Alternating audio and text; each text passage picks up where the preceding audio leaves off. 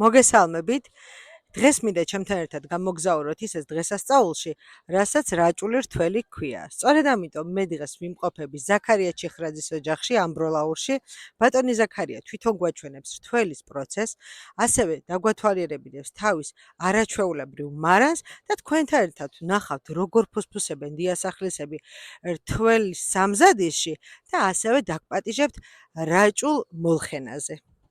ლალე შემოსულა შემოდგომა გიორგობის თეო ლალე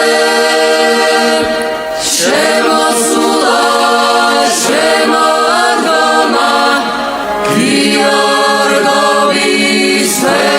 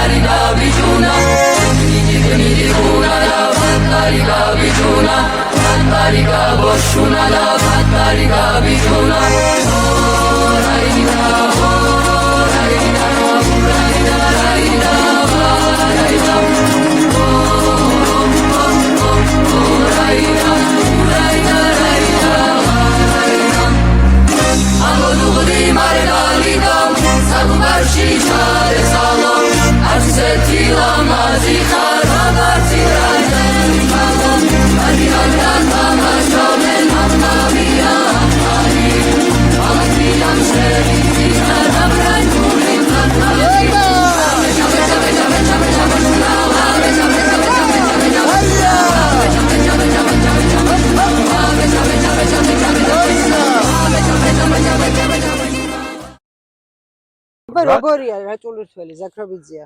რაჭაში რთველი ტრადიციულად მოდიოდა ვოდითგანვე.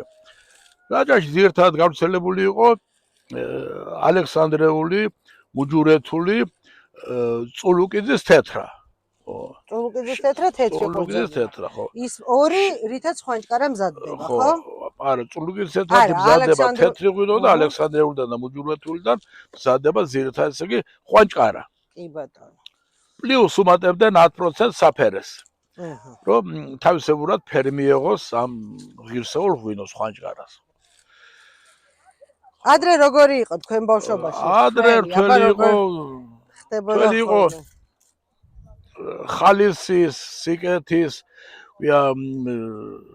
ნუ აი რა ვიცი ესე იგი რომ ყველა ხარობდა დიდი პატარა იკრიფებოდა გოდრებში, იკრიფებოდა ჩელტებში, ხო, გამოქონათ ვენახიდან, ქვია, მოსაკიდებელი გიდლებითა და ხიარულობა და სიმღერა და ყველაფერი.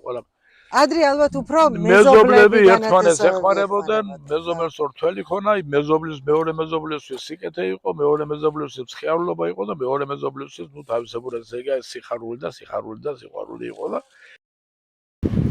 თავისას ამთავრებდა და მერე მეზობელთან მიდიოდა, ზოგს ვენახი დიდი ქონა, ზოგს ვენახი პატარა ქონა, მაგრამ შესაბამისად და შესატყვისად ესენი ერთმანეთთან შერწყმული იყვნენ და შემდეგ ხდებოდა ურნის ჩაწურვა, რა თქმა უნდა, იჭრილდებოდა საზნახელში, ეგრეთ წოდებულ ხორგოში, ხო, შიშველი ფეხით და გადახვემდა რამოდენიმე კარგი ვაშკას ერთმანეთს ხელს და ამ საზნახელებში გადიოდნენ და გამოდიოდნენ და ეს ღვინის ნაჟური მიდიოდა ქვევრებში, სპეციალური ღარებით.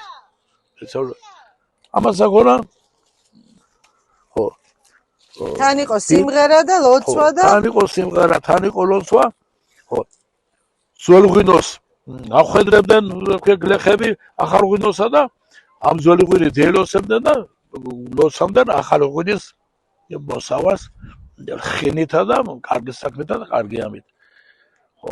ასეთი იყო რაჭული რთველი თქვენ ბავშვობა. ხო, ეხლა როგორ არის ზაქრობიძია? ეხლა რა ხდება? დღევანდელ პერიოდში ტრადიცია გრძელდება, ასეა თუ ისეა, მაგრამ ის ხალის ის რაღაცა მუშახელი ცოტა ნაკლებად არის. მეზობლები შემცირდა, იმიტომ რომ გაწოტავდა რაჭველი. ვენახები გაშენდა ამ ალექსანდრეულ და მუჯურეთულის ბაზაზე, იმიტომ რომ ფასი დოედო ამ ღირსეულ ყურძენს, კარყურძენს და რაც შეიძლება რაჭველი კაცი და რაჭველი გლეხი ყოველთვის შრომობს, რომ ეს ღირსეული ყურძენი და ეს კარგი ყურძენი არ გადააშენოსა და თავის კარგი დამოიჭდა თავის ვენახში დატოვოს როგორც ესე იგი ღირსება და როგორც ესე იგი ღირსეული ვენახი. ხო, ნუ რაც შეიძლება უვლის, ხო, თავს არ აზოგამს რაჭველი კაცი და თავს არ აზოგამს იმისთვის მოსავალი მიიღოს და იმერეთთან გამოყავს ხანდახან აი დამკრეფები, ხო? ეს მოსავალი მოიღოთა და ხო რაღაცა პატარა თანხა ავიღოთა და დაობინოთ ზოგი მარანში და ზოგი სახელმწიფო მარანში და ასე შემდეგ. ზაქრობიძე, ეხა აი გლეხების უმრავლესობა თითქოს აი სახში ნაკლებად წურავს ღვინოს ვიდრე ადრე და ეხა აი ძირითადად ტენდენციაა ესეთი, რომ უფრო მარნებში აბარებენ. თუ არა? ადრე რა იყო ჩემოსალო იცი? ადრე იყო ასეთი ამბავი, რომ აშკასი ხალხი იყო და უფრო ღვინო მოთხოვნადი იყო, ხინი იყო, ქორწილი იყო. აი ხინში გაისაზღვრებოდა ერთ სულ ადამიანზე, აი ქორწილი იყო თუ დღეობა იყო 2 ლიტრი ღვინო და დღეს უკვე ახლა ზოგიერთის ლეგალიზაცია არ გამიგოს სხვანაირად, ხო. ეს ღვინის მოთხოვნა ცოტა არ იყო შეამცირა და სადღაც უკვე ჩამოვიდა 0.65 მეტრზე კიდე დაჟე უფრო ესე იგი აი 500 გრამზე თითოეულ იმაზე, ხო. დიდი ქორწილებით შემცირდა, დიდი ქორწილებით შემცირდა, დღეობები შემცირდა. რაჭაში ახალგაზრდები ნაკლები დარჩნენ. და ახლა რა იყო ეს შემოსალომე? იყო რომ კაცი რო ქორწილს იხდი და მაგას ღვინის პრობლემა ქონა ყოველთვის. პური იყო, მარილი იყო, საკლავს დაკლავდნენ, ხარს აკლავდნენ, სხვას დაკლავდნენ, თხებს დაკლავდნენ რაღაც ამავე და თავად იყო ესე იგი ღვინო ქონოდა გლეხს, კარგი ღვინო რო შვილი და ეკორწილებია, შვილი მოენათლა, ახალგაზრდა რო გაშთებოდა კიდე 100 და ხო, ჭირში კიდე ხო ღვინო იხარჯებოდა და სვამდა ხალხი, აი ეს ხალხი სვამდა, აი წინაპარი ხალხი რო იყო, ვაშკაცი და ძლევამოსილი ხალხი და დღეს უკვე ცოტა ასეთი ამბავი რა. ოჯახს საყიდელი არ უნდა ქონოდა, ხო? ხო, ოჯახს საყიდელი არ უნდა ქონოდა, მაგრამ იყო ოჯახები რო ყიდულობდა და ღვინის გარეშე რაჭველი კაცი, აი წარმოიდგინე. ყველა მრავალძელ კაცს ბარველ კაცს სადაც ვენახები არ იყო, ვენახები ხონათ ხიმში. ველეველებს ვენახები ხონათ დაბა ზონაში, ამბროლაურში, ქვია ახალ სოფელში და სხვადასხვა სხვა ადგილზე. ყველა ერთ სიტყვით გლეხის ოჯახში ნიკორწმინდა იყო თუ მრავალძალი იყო თუ ბარი იყო, სადაც რომ ვენახის ნატამალი არ იყო, ყველასა ქონა ჭური, ყველასა ქონა მარანი და აქედან მიჭრიალებდა ურემი ბარს, ფუტიესა, მრავალძალს და იქ იწურებოდა ღვინო და შესანიშნავი ღვინო დგებოდა ბარში მოსული ღვინო, განსაკუთრებით მრავალძალში და განსაკუთრებით მთიან ზონაში. იყო ვაშკაცები, იყო მხიარულობა, იყო სიკეთე. რაჭაში ალექსანდრეულ და მუჯურეთულის გარდა იყო და არის, დღესაც არის და არსებობს რაჭული თეთრა, ანუ წულუკის თეთრა. ხო, რომელიც თავისი ღირსებით, თავისი აი კარგი ხარისხით, ესე ღვინის კარგი თვისებით ხასიათებოდა და დღესაც ხასიათება. ნაკლებად მოთხოვნადია. ამჟამად აღრა რაჭველები ამ რა ქვია რაჭულ თეთრას ნუ ხედავენ და პატივს ასევენ და დიდი პატივით ეპყრობიან, მიდან ამზადებენ შესანიშნავ კარგ ღვინოს. ამავე დროს რაჭულში იყო რაჭული მწვანე. ხო, გადასარევი ჯიში, ნუ რომელიც ცოტა შიშობს ამ ესე იგი სოკოვანი დაბადებისგან, მაგრამ რაჭველებმა ესე იგი მაინც შემოინარჩუნესა და შემოინახეს ეს შვენიერი კარგი ჯიში. ზაქროძია, ცოტა აი ამავე დროს კუდურაული, ზოგი კუდურაულს უზაღის, ზოგი კუდურაულს უზაღისა და ეს არის შესანიშნავი ყურძენი, რომელიც რომ ჩვენ ვენახებში იშვიათად არ გავრცელებული, მაგრამ ამჟამად უკვე მოსახლეობა და ზოგიერთი დაინტერესებული პირი დაინტერესებულია ამ ჯიშითა და მისდევენ გაშენებას, რომლისგანაც დგება შესანიშნავი კარგი ღვინო. შესანიშნავი კარგი ღვინო ამ ყუდაროულიდან. აი თითქოს გადაფარა ეს ჯიშები ალექსანდრეულმა და ახლა ალექსანდრეული და მუჯურეთული უფრო სამრეწველო ჯიშია. ხო და გლეხი დაინტერესებულია რომ ნუ სადღაც ესე იგი 2 კაპიკი ფული შეიტანოს და ოჯახი არჩინოს ასიასეს და ამან გამოიწვია ახლა ამ ჯიშები ცოტა იყოს შეზღუდვა.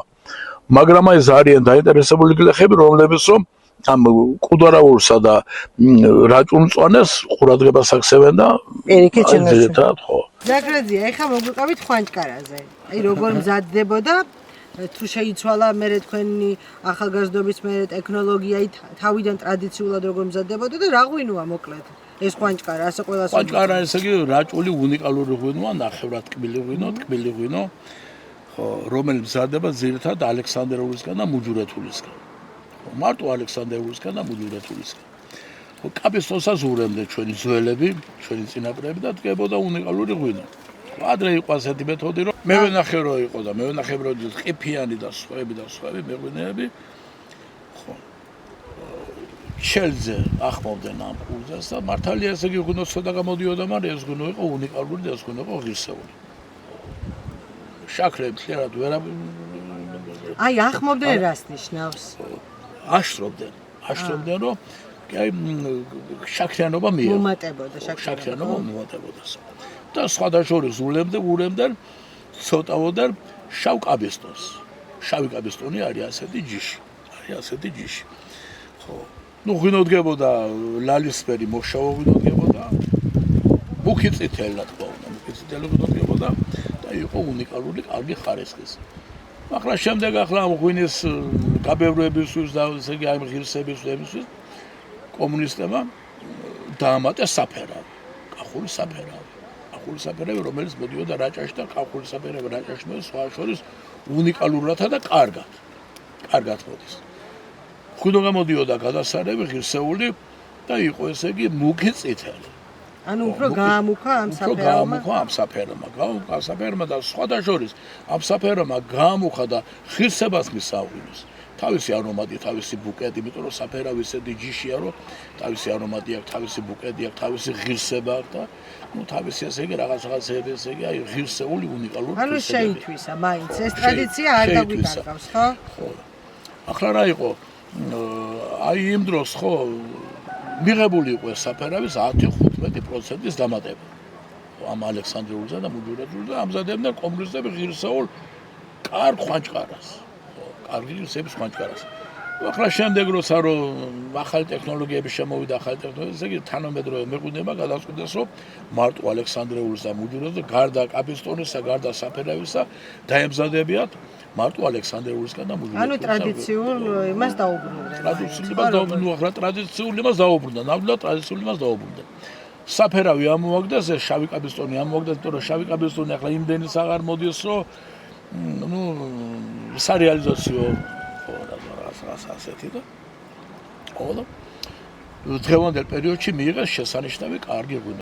ეხლა რას გვეტყვით საოჯახო მეღვინეობაზე. აი წეგან ჩვენ საუბრობდით, რომ უმრავლესობა გლეხების სარეალიზაციო თან ჩასაბარებლად უფრო ამზადებს ამჯობინებენ რომ ეს ალექსანდრეული და მუჯურეთული მოკლიფ უნდა ჩააბარონ იმდენადაც რომ ფასი აქვს დიდი. 7 და 8 ლარი ღირს ალექსანდრეული და მუჯურეთი და 7 ლარი ესე იგი ეს ცოტა ფული არ არის. ნამდვილად ხო ვისაც დიდი ვენახია. 7 ლარია და 8 ლარია. ახლა აი სოლიდურ თანხას იღებს ხო მე ვენახე. ამან თითქოს ხო არ აი დაარტყა საოჯახო მეურნეობას, ანუ აი გულისხმობ მეღვინეობას, საოჯახო მარკეტს. ახლა რა არის, ახლა მე ვენახე როცა და როცა ვენახი უყარსა და ვენახი ნამდვილად იცის და ნაღდად იცის, იმას ინტერესი აქვს რომ დააყენოს ღვინოს. ხომ ალექსანდრეული და მუჯურეთული და ჩვენაც ტრადიციულად როგორც ჩვენი წინაპრები ვაყენებთ ქვევში, ქვევრის მეთოდით, კარგად გარესხილი ქვევრები გვაქვს, რა თქმა უნდა, ძველებური ქვევრები. და ვაყენებთ ალექსანდრეულს და მუჯურეთს გამოგვდის შესანიშნავი ღვინო. და ნუ მან თქვენ საოჯახო მეურნეობასაც სხვადასხვა გამოგვდის ესე იგი ამ შრალად ესე იგი რასაც ესე იგი ალექსანდრეული ხო. ტკბილად ამას თავისებური ტექნოლოგიური პროცესი უნდა თავისებზე ქვევრის მეთოდი თავის დურდოსთან თავის ჭაჭასთან ერთად ვადუღებთ და გამოდის შესანიშნავი კარგი ხვანჭარი ზღვინო სრულად ადუღებული მშრალი. აი თქვენ როგორ ფიქრობთ ახლა? აი ეს რომ ფასი მაღალია, თითქოს აი რაღაცნაირად ხო არ იჩაგრება ეს საოჯახო მეღვინეობის თითქოს იჩაგრება კი და ეს რაღაცა ხო არ ხო გლეხს ურჩენია რომ მისი დაყენება მისი რაღაც ესე აი რამდენად უნდა გაყიდოს ხო რომ მოდის აი მოვთხოვნი ყიდულობს 2 ლიტრას 3 ლიტრას ეგ აი გასინჯვის სახით რა რო გასინჯოს და რო დააგებონოს ეს ხვაჭკარა და ეს ჩაბარება უფრო მარტივი ეს უფრო ჩაბარება უფრო მარტივია და არ მოითხოვს იმდეშრომა ჩაბარება ესე რასაც ხო ეს უნდა მოწურო შემდეგ უნდა ქვევრი გარეცხო ჭურჭელი გარეცხო გადაიღო ერთხელ გადაიღო ორჯერ გადაიღო რამოდენიმეჯერ და ეს მოითხოვს სხვა შორის ძალიან დიდ შრომას ხო ამიტომ გლეხს ურჩენია რომ ერთიანად მოიშოროსა და ის გარკვეული თანხა აიღოს შემოსეული თანხა და თავისუფალი იყოს ახლა იმას მე ასე თავისთვის მოწუროს პატარა დაახლოებით ეგ 100 ლიტრა იქნება 50 ლიტრა იქნება და დააგებროს თავის ღირსეულ სტუმართან ერთად მაგრამ ალბათ ცოტა გულდასაწყვეტია, იმიტომ რომ რაღაცნაირად ტრადიციული ჩვენი წინაპრები ტრადიციულად აი კომუნისტები აზალებდნენ პირიქით. მან 2020 მე 30 კაბიღირდა მაშინ ჩაბარება და ეს იყო კარგი სოლიდური თანხა რო ხო, მაგრამ მაინც ახერხებდნენ რომ ძირითადი მასა მოეწურათ, რა ქვია, ოჯახებში. ხო, ოჯახებში და ეს ღირსეული სტუმრებისთვის მიეწოდებიათ ეს თავისი აი შრომის პროდუქტი. ეს ალბათ რაღაცა ხო და ნუ ახლა უკვე შეეცვალა ურჩენია ახლა ესე იგი ამ მევენახეს ხო მევენახეზე ლაპარაკი რომ ხო ეს თავისი მოყვანილი პროდუქტი ყურძენი ჩააბაროს მომბრძანდით ჩვენს მარანში დედა რა სილამაზეებია ბატონო ზაქრო ეხლა თქვენ უნდა მითხრათ რა არის ხო ტრადიციულად აგვაქვს ქვევრები სველებული მამაპაპისეული ქვევრები რომლებშიც ვაყენებთ წითელ ღვინოს და თეთრ ღვინოს თეთრას წვანეს და ცოლიკაურს აჰა ეს რა არის აი თან რო ამიხსნათ სანამ ღვინომდე მივალ უნიკალური ქვევრებია და უნიკალურ ქვევრებში უნიკალური ღვინოები დგება უნიკალურ ღვინოებს ვაყენებთ ხო ეს არის კევრი ჩემი წინაპრების კევრია, ჩემი წინაპრები იყო მშრომელი დიდებული ადამიანები და კალოს ლეწენ ამ კევრით. აჰა.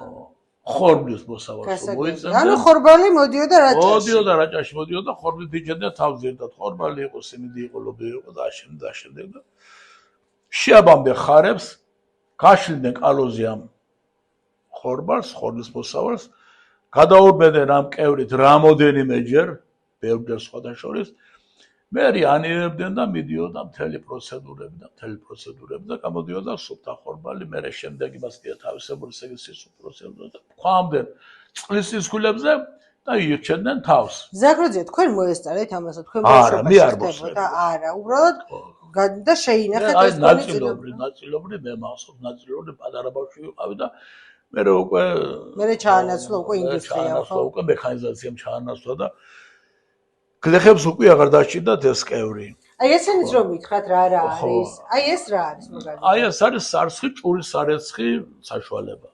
სარცხი, აი ეს სარცხი. სარცხი. ხო. ეს არის უღელი. აჰა. ორხარს გააბამდნენ უღელში, ნუ თავისი ურემი ქონა, თავისი თვლები ქონა და აი ასეთი თვლები ქონა ურემს და ხო. შეშა იყო, თივა იყო, ყურძენი იყო, რაჭველი გლეხი ამითი არჩენდა ოჯახს და მიქონა თავის ოჯახში. ეს არის ცხენის ხამუტი. ზოგიერთ დღეს ცხენების აყამდა და შემოადგამდა ამ ცხენს ხამუტს. თავისი ორთვალა ქონა მოწყობილი, ამ ორთვალაზე აგრუზამდა შეშა იყო, თივა იყო და ნუ მიქონა თავის ოჯახში. ხო. ეს ხერხი გახლავს. ხო. პირდაპირ ხერხს უზამხობდნენ. და შეშებს ხერხამდე ძირითადად. ეს არის ამ ხერხით ხერხამდე ჩვენ იტნებარი ძირითადად მასალას. წიფელი იყო, სოჭი იყო და აშენებდნენ სახლებს. ძირითადად ამ ხალხს მე-17, მე-18 საუკუნეში დაჟე ამ ხერხით ასეთ ხერხებით იყო აშენებული ჩვენი ესე იგი სახლები, სამძილები, ტრადიციული სახლები, აი სქელი ფიცრებით, ასეთი სქელი ფიცრებით. ხო. ეს რა არის? ის გობია. ხო, მოსაზელი, სომეს მოსაზელი. ხო, ლობიოს მოზილამდენ და კაგლობიანებს და ხაჭაპურს ყელს მოზილამდენ და ხაჭაპურს და კაგლობიანებს ასწორდნენ შეიძლება. ეს ხრიკა ტარს დაუგებდნენ ამას და ვინის ამოსაღებად დიდი ქვევრებიდან ამოქონათ. ხო, ღვინო შესანიშნავი, კარგი რაჭული ღვინო. ეს რა არის? ეს არის ღვინის მოსარევი. ხო, ქვევრში რო ღვინოს დაადუღებდნენ ჩვენი წინაპრები ამის საშუალებით ჭაჭა დაქონა ძირს და ურემდა ღვინოს. ქვევრში ღვინის მოსარევი გახლა. ის კოდი არის, კოდში ჩადიოდა 8 კილოგრამი. ეს საწყაო. ფუთი იყო ღვინის საწყაო. ღვინის საწყაო ჩადიოდა 16 ლიტრი. საზნახელი. სადაც ჩვენი წინაპრები მე-19 საუკუნიდან წურამდე ღვინოს უფრთხილები ამ საზნახელს, და ღირსეული საზნახელი, ჩემი ვენახის მოსავალი რაც აი მარანში წურება ამ საზნახელს გაივლის. აი როგორ მოგვიყვეთ ახლა როგორ ხდება პროცესი? ხო.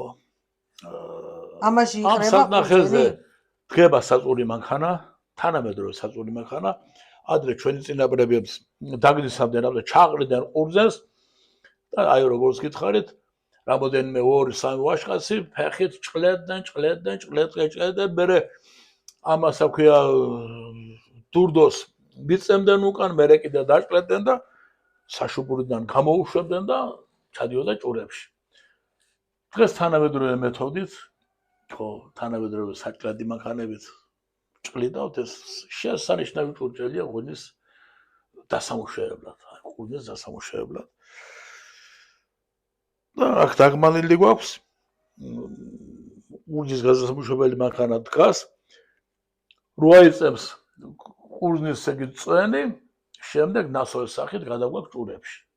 ხო, ჭურებში გავიდა. ეს რამდენი წლის იქნება ეს საწნახელი? ბატონო, რამდენი წლის იქნება ეს საწნახელი? ეს საწნახელია რაღაცა მე-19 საუკუნის. მე-19 საუკუნის.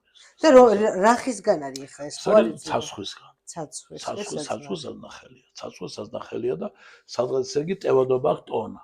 1 ტონა და ცოტა მეტი.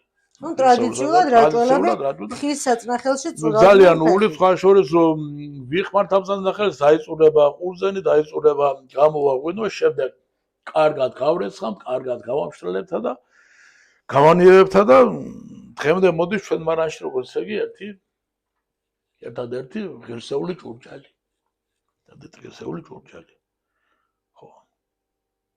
ფაქტობრივად სამუზეუმო ექსპონატია. სამუზეუმო ექსპონატია და მე აი ფაქტიურად ვერ წარმომიდგენია რომ ამ საწნახლის გარეშე ხო ჩემარაში ღვინო დაეწუროს აი პირადად მე. ეს არის ძველებური წბერი. როცა რომ ჩვენი წინაპრები დაწურამდნენ ყურძენს არ იყო მაშინ შაქრის გაკეთება რაზე ჭაჭიდა რომ სრულიად გამოეზროს ეგ ეს წვენი ყრიდნენ ამ ქვია დანადგარში რასაც აქვია წბერი აქ დაუტნებდნენ სარქვეს აქ ჭახრაკს დაატრიალებდნენ და აქ მოდიოდა ღვინო და დაწმენდილი გამოწბერილი ხო და სხვადასხვის სადღაც 70%-ით წბერამდა ეს ისეთი წბერი იყო სიჭახრაკით. მერე კიდევ დაუჭერდა და ხანდახან სრულ სიმშრალემდე მიხამდა ჭაჭა. სრულ სიმშრალემდე ფლათ არა, მაგრამ აი სრულ სიმშრალემდე მიხამდა ჭაჭა და ხმარობდნენ ეს წბერი იყო მევენახის და მეღვინის აი მარჯვენა ხელი რო იყო. ღვინის გასამდიდრებლად და ღვინის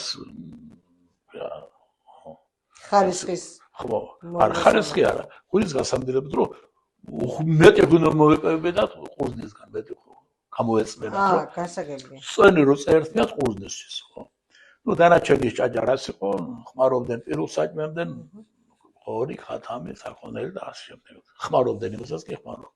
გასაგებია. ზაქროძე, აი თქვენ თვითონ ახსენეთ წეგან, შაქარიო და აი აუცილებლად უნდა შეგეკითხოთ, რა ფენომენია ეს, რატო მოვიდა ქართველ გლეხს ეს შაქარი და წყალი. ღვინის გამდიდრებისთვის ახლა იყო რაშკილი ადამიანები, რომ ღვინო არ აყოფდიდა ქართულ კაცსა და ამაზე ჭაჭაზე შაქარს და წყალს აი გარკვეული პროცენტული რაოდენობით იღებდა მშვენიერ კარღვინოს. ხო. კეიფობდნენ იმ ღვინით. ეს ღვინო არანაირი მავნებელი არ იყო, არანაირი ესე უბრალოდ ესე იგი კეიფობდნენ და თრებოდნენ ამ ღვინით რა. გასაგებია. მაგრამ მაინც რაღაცნაირად ნუ ახლა მაინც ესე იგი ღირსება- ღირსება მაინცალი სუფთა ღვინის ღირსება ნამდვილად არ ახონა. ნამდვილად არ ახონა სუფთა ღვინის ღირსება, მაგრამ თქვენ როგორ მაინც- გქონდათ ეგ მაინც ტრადიცია ღვინო უნდა იყო და- მოიშალოს მე მგონი, ხო, ეს შაქარი და წყალი. ახლა შაქარი და წყალი უკვე თითქოს აღარავინ აყენებენ ახლა ზოგიერთები ახლა მაინც ყოველ შემთხვევაში ეს, მაგრამ ძირითადად ამოღებულია და მოშლილია რა. იმიტომ რომ ღვინის მოხმარებელის უკვე ხარისხი გაიგო, ხო? უკვე ღვინის მოხმარებელის უკვე ახლა იმდენი აღარ არის. ადრე იყო ვაჟკაცები იყვნენ ესენი იყვნენ. დაიდებოდნენ თითოს 5 და 6 ლიტრა ღვინო რა ყოფნიდა და იმიტომ ღვინოს ამდიდრებდნენ ამ შაქარითა და წყლით. აბევრებდნენ, ამდიდრებდნენ. პროსტოდ აბევრებდნენ. ხო.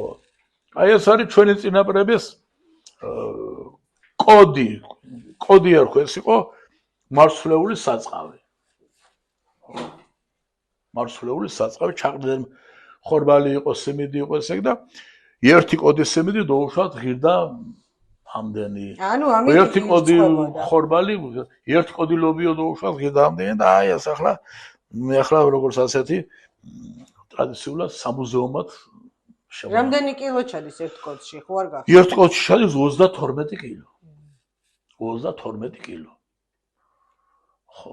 ნაოთხალში 8 კილო ჩადის, ბათმანში 16 კილო ჩადის და ეს იყო 32 კილოიანი ჭურჭელი და ზუსტად ახლა ესე გამოწყამდე რომ გადარჭიდნენ თავს რომ 32 კილო 2 ფუთის წონა. ხო. სიმინდი და ეს ხორბალი და ლობიო ესე იგი იზომებოდა ნაოთხლობით, იზომებოდა კოდებით და იზომებოდა ბათმანობით. ხო. ეს არის კოდი. გადასარევი მარანი გაქვს. ეს ამას ქვია? რა ქვია? ეს არის ეს აი ეს არის რაც არის. ეს არის ტიკი. დიახ. და ის გვერდზე დიდი? გეტყვი, მაგასაც ხო. ეს ტიკი რა არის? როცა რო გლეხი ყანაში მიდიოდა, როცა რო გლეხი თაში მიდიოდა ხო, არა ქონა მართლმასი ჭურჭელი, თიხი ჭურჭელი ქონდა, თიხი ჭურჭელი ყოველთვის გატეხადი იყო და ყოველთვის არამოსახმარისი იყო. ამიტომ მოიგონა ჩონაწიბანება და გაატყავა თხა, დაამუშავა და გახადა ეს ტიკი. ტიკი შიგნი მუშავდებოდა კუპრით, რომ ღვინოს სუნი არ ეღო, ამას ჩაალბობდა, ჩაასხამდა ღვინოს, მოუჭერდა თავს, შეაგდებდა ურნებს და ჩამოიკიდებდა ცხენზე და მიქონა დანიშნულების ადგილზე. ეს ყანა იყო, ვენახი იყო, სად იყო, სად იყო. ამ ტექში ჩადის სადღაც 2 ფუთი ღვინო, 32 ლიტრა ღვინო. ეს იყო უნიკალური მოსახმარი. არც გატყდებოდა, არაფერი არ მოვიდა. არც ის. სიმძიმეც არ ახლა ეკნებოდა. მეორე. ეს არის კოლოტი, აი დიდი კოლოტი მქონა, მაგრამ სადღაც აი ჩემი წინაპრები, იმენა ჩემი წინაპრები ბაბუაჩები. ხო. ასეთი კოლოტი ქონა რამოდენიმე 2, 3, 4, 5. ხო. ეს ის კუპრით დამუშავებული. ეს რისგან მზადდება, ზაქროძია? ეს მზადდება ხარის ტყავისგან. აჰა. ხო. კარგი მოწიფული ხარის ტყავისგან. ერთი ცალი გაჭრილი არ უნდა ქონდეს, რომ ღვინო არ გამოიჟონოს. მე ამოკერამდე კარგი გასამთლული, რა ქვია, ბაწრით, შპაგადით. ხო. კუპში დამუშავებული და დამპალი კოლოტი უკვე მზად იყო ღვინის სატრანსპორტიროდ. ხო. ყოველთვის მთიულ ხარს აქ ქონა ვენახები ბარში.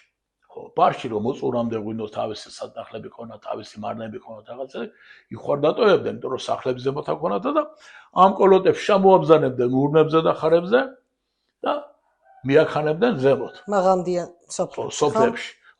იქ ქვევრები ქონათ, კარგ არაცხელ ქვევრებში მოხსნიდნენ ამ კოლოს თავს და ქვევრები კოლოტები იყო 200 ლიტრიანი, 300 ლიტრიანი, 400 ლიტრიანი კოლოტებიც იყო, მაგრამ გააჩნდა ხარებს. ზოგიერთ ხარი ახლა 400 ლიტრიანი კოლოს ვერ ერეოდა, მაგრამ სადღაც ეგ 200-300 ლიტრიანი კოლოტებით მიქონათ.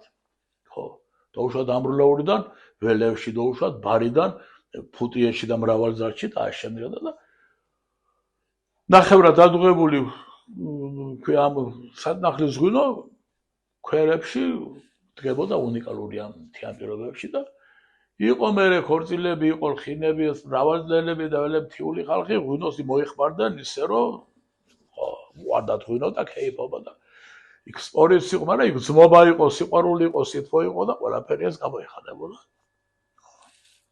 ძალიან კარგად.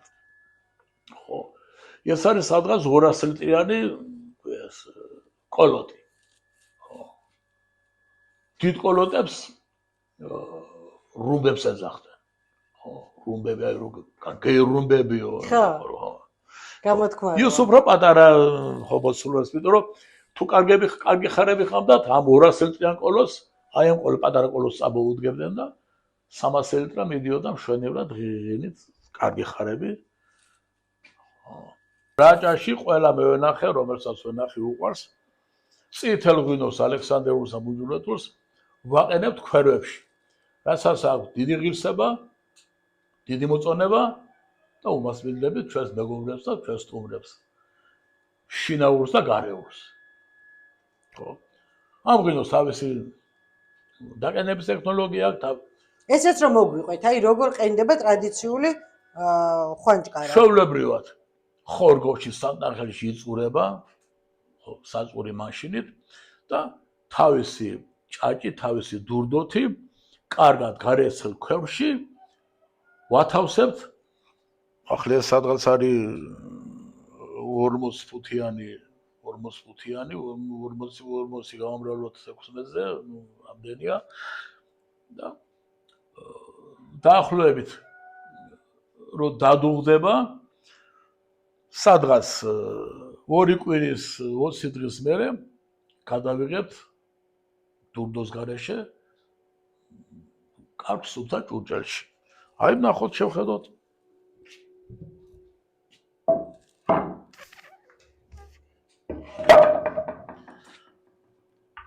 უკვე დუღილის პროცესია, დუღილი დაწყებულია.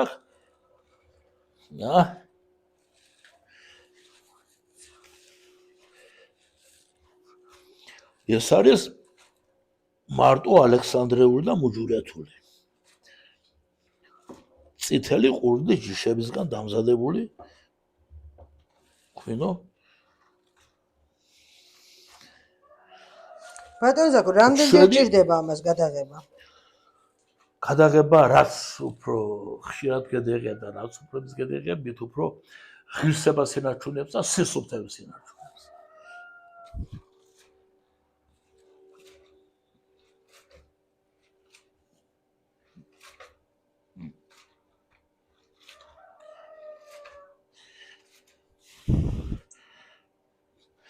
აი ბატონო, რომ მობზანდებით შემდეგში გაგასინჯებთ ამ ღვინის სიკეთეს და ღირსებას. აუცილებლად გასტუმრობთ სიკეთეს და ღირსებას.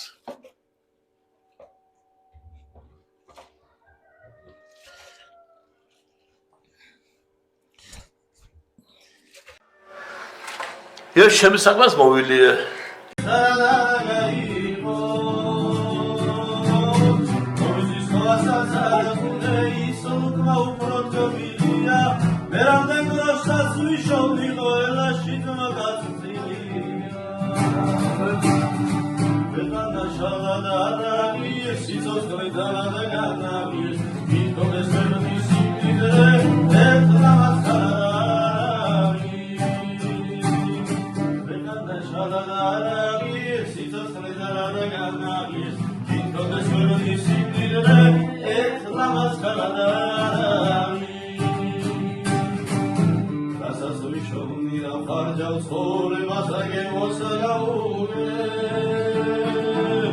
Sabismagi vrad kulis tot skodri temi kagets da ugre